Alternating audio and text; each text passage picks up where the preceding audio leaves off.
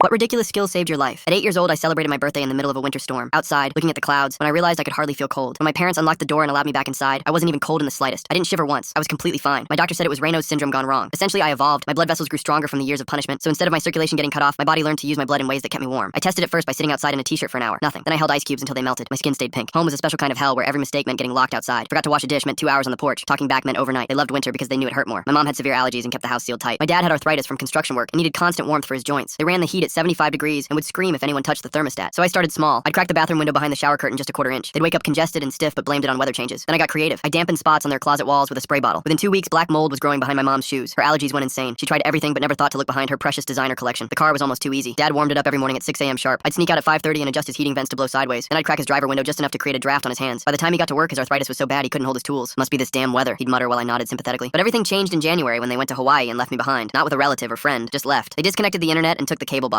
Left $40 on the counter and a note that said, "Don't burn the house down. 7 days alone in the middle of winter." I was 13. That's when I decided to destroy them. I went to the hardware store and bought supplies with their emergency cash. Spray bottles and timers and portable fans. I spent those 7 days setting up my system. I put wet towels in the heating vents so they'd blow damp, cold air for the first 10 minutes every cycle. I cracked windows in every room but hid them behind furniture and curtains. I sprayed water on every closet wall and under every carpet edge. I even figured out how to make the smart thermostat randomly drop 5 degrees at night by messing with its programming. When they came back tanned and relaxed, I was ready. Within a week, the mold was everywhere, but only in their spaces. My room stayed perfectly dry. Mom's allergies got so severe she couldn't breathe lying down. She'd sit up gasping all night while Dad complained his joints were too stiff to sleep. They fought constantly about who kept changing the temperature and leaving windows open. I made it worse every time they punished me. Locked me out for an hour and I'd soak their mattress edge with cold water. Take away dinner and I'd put ice packs in the heating vents. They installed cameras to catch who was messing with the house, but I knew every blind spot. They hired inspectors who found mold but couldn't explain why it was only in the master bedroom and closet. Weird ventilation issue, one guy said while I stood there looking worried. By March, they were broken. Mom's doctor ordered her to move somewhere dry for her health. Dad's arthritis got so bad he went on disability. They had to sell the house at a loss because of the mysterious mold problem that kept coming back. The day before we moved, Dad found me sitting on the porch where he'd locked me out 100 times. "I know it was you," he said. His hands were too swollen to make a fist. I pulled my coat tighter even though I wasn't cold. "I don't know what you're talking about. You're the one who said I was too weak to handle winter." They split up after the move. Mom went to Arizona and Dad moved in with his brother who kept the heat even higher. I went to live with my grandmother who never once locked me outside. I stopped being afraid of the cold until 3 months later, that is, because that's when my grandmother kicked me out. My parents had sent her evidence that I was a psychopath. She stood there with a manila folder thick with printed emails, her weathered hands trembling. The porch light cast harsh shadows across her face as she held up page after page. Photos of spray bottles I'd hidden under the sink, screenshots of my notebooks where I documented everything, videos from hidden cameras I didn't even know they'd installed. My stomach dropped as she showed me timestamps of me adjusting vents, spraying walls, programming the thermostat. I stood frozen on her porch while she explained how my parents had contacted her weeks ago, building their case. They'd hired a private investigator who found the hardware store receipts. They'd gotten statements from the inspectors about the suspicious mold patterns. They'd even tracked down the laundromat owner from years ago who remembered a girl studying HVAC manuals at 3 a.m. My grandmother's voice shook as she told me I had 1 hour to pack. She couldn't harbor someone who'd tried to call their own parents. The word call hit me like ice water. I hadn't tried to call anyone. I'd fought back the only way I knew how. I packed mechanically, shoving clothes into a backpack while my mind raced. In the bathroom, I noticed my grandmother's arthritis medication on the counter, the same brand my father took. For a moment, I considered proving my point. One opened window, one damp towel in her heating vent. Let her see how it felt, but I left everything untouched. I wasn't going to become what they said I was. The bus station at midnight was emptier than I'd expected. I watched my breath fog in the winter air while other travelers huddled in their coats. A security guard eyed me suspiciously. 14 years old with a backpack and no adult. I bought a ticket to the next city with cash I'd saved from selling my parents' old electronics online. I texted Maya, my only friend from school. Her response came immediately. Her parents had seen the news reports my parents were spreading. They'd forbidden her from contacting me. Every bridge I had was already burning. I found a 24-hour laundromat and curled up in a corner booth. The owner, an elderly woman named Carol, found me at 3 a.m. Instead of calling the police, she brought me coffee and sat across from me. She recognized the look of someone whose parents had failed them. When she asked if I needed help, I nodded. Carol ran an underground network for runaway teens from a converted space in an abandoned mall. She needed the truth first, she explained. No judgment, just truth. So I told her everything. The years of being locked outside, the evolution of my body, the mold and the windows and the calculated destruction of my parents' health. She listened without flinching. When I finished, she simply said that survival wasn't psychopathy. She'd seen worse. She'd seen kids who'd done worse just to eat. The shelter was unlike anything I'd imagined. A dozen teens lived there, each with their own adaptation story. Jamie couldn't feel pain anymore after years of cigarette burns. Lisa heard everything after being locked in closets, her hearing sharpened by darkness and desperation. Marcus had learned to hack systems after his parents monitored his every keystroke. My parents' campaign against me escalated quickly. They filed a missing person report that painted me as a dangerous runaway with violent fantasies. Local news picked up the story. My school photo appeared on morning shows as reporters discussed the troubled teen who terrorized her sick parents. Carol showed me the legal documents my parents had filed. They were claiming permanent disability caused by the stress of raising me. They were literally profiting from their own abuse by playing victim. The paperwork showed they stood to receive thousands in monthly benefits if approved. I started documenting my side on cloud storage, building a counter case with Carol's help. Every medical record from my childhood, every teacher's note about unexplained bruises, every neighbor who'd seen me outside in the snow. My mother appeared on a popular morning show, tears streaming as she described how they'd only wanted to love me, but I was too broken. My father's interview focused on his disability, how doctors confirmed the stress from dealing with me had caused permanent damage to his joints. Then my grandmother called Carol's emergency line. She'd found old photos in a box in her attic, pictures from when I was 5, standing outside in the snow, lips blue, trying to get back in, pictures she'd taken when visiting, not understanding then what they meant. She wanted to help, but my parents had threatened her retirement home placement if she chose me over them. The other kids at the shelter understood the rage that built in me. They'd all been through their own versions of injustice, but Carol taught us to channel it differently, document everything, build cases, not revenge plots. The law might not be on our side, but public opinion could shift. My parents hired a private investigator to find me, offering a bounty for information about my whereabouts. The shelter went on lockdown. We couldn't risk anyone being spotted and followed back. I started a blog anonymously titled "The Girl Who Learned Not to Feel Cold." I didn't name my parents, just told my story. The response was immediate and overwhelming. Thousands of comments poured in from others who'd survived similar abuse. I wonder why the grandmother kept those photos all these years if she didn't understand what they meant back then. Something about that timing feels too convenient, finding evidence right when the parents are building their smear campaign. The blog went viral within days. My parents panicked as people began connecting dots. They hired a lawyer to sue for defamation even though I hadn't named them. They hired a reputation management firm with a contract Carol's contacts intercepted that explicitly stated the goal was to restore the victim narrative. The blog mysteriously vanished one morning, but Marcus recovered it from cached versions. We discovered my parents had hired someone to take it down, so I got creative. I planted seeds across other platforms. Old hospital records showing my hypothermia treatments, CPS reports that had been dismissed, emergency room visits every winter until I turned 10. A local reporter started investigating. She found the pattern everyone had missed. Teachers who'd noticed frostbite, neighbors who'd called police about a child locked outside, doctors who'd begged my parents to stop the discipline. One doctor came forward, remembering how he'd suspected abuse but couldn't prove it. My parents' story began crumbling. My father claimed I'd somehow manipulated all these witnesses' memories, but then his own brother came forward, confirming he'd witnessed the abuse but had been threatened to stay quiet. The family was splitting apart. My mother developed actual allergies from the stress, her immune system attacking itself. She blamed it on my psychological warfare continuing from afar. The irony wasn't lost on anyone following the story. The narrative was shifting. People started questioning how two loving parents had raised a child who could literally no longer feel cold. Medical experts weighed in on the biological impossibility of it happening naturally. The private investigator found our shelter location through a careless moment when one of the younger kids had posted a photo near a recognizable landmark. A raid was planned for dawn. Carol prepared to evacuate everyone, but I refused to run anymore. I contacted the reporter who'd been investigating. When the investigator arrived at 6 a.m., I was sitting calmly in the mall food court with a full news crew. The cameras were already rolling. I gave my first public interview right there. I showed the scars from frostbite on my fingers. I displayed the medical records. I shared the photos my grandmother had sent. I admitted to everything. The mold, the windows, the systematic destruction of their comfort in their own home. I explained how they'd taught me winter was a weapon, and I'd simply learned to use it better than them. The interview went viral globally within hours. The hashtag, the girl who learned not to feel cold, trended across platforms. My parents' lawyer dropped them immediately, calling the case unwinnable after my public confession. CPS opened an investigation into the original abuse. The statute of limitations hadn't expired for some of the worst incidents. My father's arthritis flared severely from the stress, landing him in the hospital. Staff members who recognized him from the interview seemed to keep the room a bit cooler than necessary. My mother's new allergies worsened, her body attacking itself in a psychosomatic response to losing control. My grandmother came forward publicly, supporting me and revealing how my parents had threatened her. The family divided into camps, some supporting my parents, others finally admitting what they'd always suspected. Donations poured in from abuse survivors around the world. The shelter received enough funding to expand and help more kids. I became an unwitting symbol for everyone who'd fought back against their abusers and been labeled the villain for it. My parents lost their jobs due to the controversy. They filed for bankruptcy, blaming me for orchestrating their downfall. Then the real shock came. My grandfather's will surfaced through his lawyer. He'd left everything to me, having suspected the abuse. My parents had hidden this for years, trying to break the trust terms. The estate was worth millions from his construction business. My parents immediately claimed I'd manipulated my dying grandfather, but his lawyer had recordings. My grandfather had documented his suspicions, noting bruises and concerning behavior. He'd protected the assets specifically to keep them from my parents. The legal battle turned ugly. My parents' marriage crumbled under the pressure. They filed restraining orders against each other. My mother claimed my father had been the real abuser while she was just going along. My father released text messages showing my mother had planned the Hawaii abandonment. One text particularly stood out. Let her freeze for a week. Maybe she'll appreciate us when we get back. The public turned fully against them. I watched them destroy each other from a distance, feeling hollow rather than satisfied. Carol warned me that revenge consumed everyone, including the person seeking it. She encouraged me to build rather than destroy. I established a foundation for abuse survivors with my inheritance. My parents sued to block it, claiming the money rightfully belonged to them. The judge reviewed all the evidence and not only granted me full emancipation, but complete control of the trust. Both my parents developed autoimmune conditions from the prolonged stress. They now required exact climate control to function. Their bodies unable to regulate temperature properly. The irony was complete. They'd created a child who couldn't feel cold, and now they couldn't handle any temperature variation. I spoke at conferences about survival and adaptation. I told audiences I hadn't made my parents sick. Their own guilt had done what winter never could. They watched the streams from their separate apartments, each finally understanding they'd lost everything by trying to break me. Criminal charges were filed based on the pattern of abuse. The prosecutor built a case around the medical evidence and witness testimony. My parents appeared frail at preliminary hearings, playing up their health issues for sympathy, but the evidence was overwhelming. I had to testify about the years of being locked outside. The jury saw security footage a neighbor had saved showing 6-year-old me outside for 5 hours in a snowstorm. My parents' defense tried to claim it was alternative parenting, meant to build resilience. A pediatric specialist testified about the hypothermia damage evident in my early medical records and the extraordinary adaptation my body had undergone. She explained that surviving required fundamentally altering my physiology. That wasn't discipline, that was torture. The specialist's testimony hung in the courtroom air like frost. My mother shifted in her seat, her face flushed despite the room's moderate temperature. The prosecutor called her to the stand next. She broke within minutes. Her carefully constructed victim narrative crumbled as the prosecutor presented evidence of the systematic abuse. She admitted she'd been preparing me for a hard world, just as her own mother had done with heat. The courtroom learned about my maternal grandmother, who'd locked my mother in the attic during summer, believing suffering built character. 3 generations of temperature torture laid bare. The jury deliberated for less than 2 hours, guilty on all counts of child abuse and endangerment. The minimum sentence was 5 years each, but the judge had discretion to impose more. At the sentencing hearing 3 weeks later, I spoke about forgiveness. I explained that I didn't forgive them, but I wouldn't let hatred freeze me either. My parents cried for the first time I could remember, their tears seeming more for themselves than for what they'd done. The judge cited extraordinary cruelty and complete lack of remorse. Maximum sentences for both, 10 years each, eligible for parole and 7 with good behavior. They'd served their time in separate facilities. Prison proved harder than they'd imagined. The climate-controlled environment that most inmates found comfortable became their new torture. After years of extreme temperature manipulation, their bodies struggled with a consistent 72 degrees. My father's arthritis worsened despite regular treatment. My mother developed severe allergies to the industrial cleaning products. Word spread quickly among inmates about their crimes. Child abusers already faced harsh treatment in prison, but parents who tortured their daughter with cold held special contempt. They found themselves isolated, avoided in the cafeteria, excluded from recreational activities. Meanwhile, my foundation grew rapidly. Carol helped me structure it properly, bringing in other survivors as staff. We focused on emergency housing for abused teens, particularly those whose bodies had adapted to survive. Jamie became our outreach coordinator, using his inability to feel pain to help identify kids hiding injuries. Lisa's enhanced hearing made her perfect for our crisis hotline, catching the subtle sounds of distress others missed. My grandmother moved to the same city, renting a small apartment near the foundation offices. We built our relationship slowly, meeting for coffee once a week. She'd bring those old photos sometimes, both of us studying them like evidence of a crime we were still solving. 1 year into their sentences, both parents requested contact through their lawyers. I didn't respond. There was nothing left to say. My mother's allergies in prison became life-threatening. The combination of stress, industrial chemicals, and her compromised immune system created perfect storm. My father's arthritis progressed to the point where he needed assistance with basic tasks. They blamed each other in letters that their lawyers forwarded to me unread. I published my memoir 18 months after the trial. Cold Comfort, a memoir of survival, became an immediate bestseller in our state. The book tour brought more survivors forward, each with their own adaptation stories. A boy whose parents had starved him until his metabolism slowed to hibernation levels. 10 years each for turning their kid into a human popsicle. The judge basically said, you wanted to teach about cold consequences. Here's your lesson served at exactly 72 degrees for the next decade. A girl locked in darkness until her pupils permanently dilated. We weren't freaks, we were evidence. Medical researchers from the local university approached me about studying my condition. They found genetic changes from the repeated cold exposure, markers that could help develop better hypothermia treatments. I agreed to participate, spending hours in their temperature-controlled labs while they mapped my adapted physiology. My parents' lawyers sent letters letters demanding a share of the book profits, claiming the story belonged to them too. I donated every cent to the foundation. They got nothing. They sued from prison, claiming exploitation of their story. The case was dismissed immediately, the judge noting the irony of abusers claiming exploitation. 3 years into his sentence, my father developed pneumonia. His compromised immune system, weakened by years of temperature manipulation and the stress of imprisonment, couldn't fight the infection. He died in the prison infirmary on a Tuesday morning. The prison chaplain was his only visitor in his final hours. My mother requested compassionate release to attend the funeral, denied due to flight risk. She'd been caught trying to manipulate the prison's heating system, attempting to recreate the temperature control she'd lost. I didn't attend the funeral. My grandmother went and reported back that only she and the chaplain were present. My father was buried in a state cemetery plot, no headstone beyond a simple marker with his name and dates. My mother wrote me a final letter after his death. She admitted everything but still blamed me for choosing revenge over forgiveness. She couldn't understand that survival wasn't revenge. I burned the letter unread in the same fireplace where she'd once burned my winter coat as punishment. The foundation's first-year report showed we'd prevented over 50 situations that could have led to child deaths. We'd housed 200 teens, provided medical care for adaptation conditions, connected families with appropriate resources. Every success felt like rewriting my own story. I met someone at a conference for trauma survivors, another adapter whose parents had locked them in bright rooms, leaving lights on 24 hours until their body stopped needing sleep. We understood each other's damage without explanation. Our first date was in a perfectly climate-controlled restaurant where we both noticed the thermostat before the menu. 5 years passed. My body still couldn't feel cold, but my heart had learned warmth. The foundation expanded to 3 cities. We developed training programs for teachers and doctors to recognize adaptation abuse. My grandmother and I had dinner every Sunday, building the relationship my parents had tried to destroy. The medical research progressed significantly. My adapted cells showed unique properties that could revolutionize hypothermia treatment. Local hospitals began implementing protocols based on our findings. Lives were saved because my parents had tried to destroy mine. 10 years after the trial, I received recognition from the state medical board for my contributions to hypothermia research. Standing at the podium in a summer dress despite the conference room's aggressive air conditioning, I demonstrated how my body maintained perfect temperature regardless of external conditions. The treatment derived from my adapted cells had saved thousands from freezing deaths. My mother watched from the prison hospital ward where she required exactly 5 degrees to breathe properly. Her body had become so sensitive that even half a degree variation triggered severe allergic reactions. She'd created a child who couldn't feel cold, and now she couldn't survive without precise temperature control. The revenge I'd never sought had served itself colder than any winter they'd locked me out in, but I hadn't made them sick. Their cruelty had transformed into something that warmed the world, one saved life at a time. Well, folks, that's all from me today. Appreciate you sticking around while I tossed out all my questions. Always makes things more fun. See you next time. Like the video. It helps more than you think.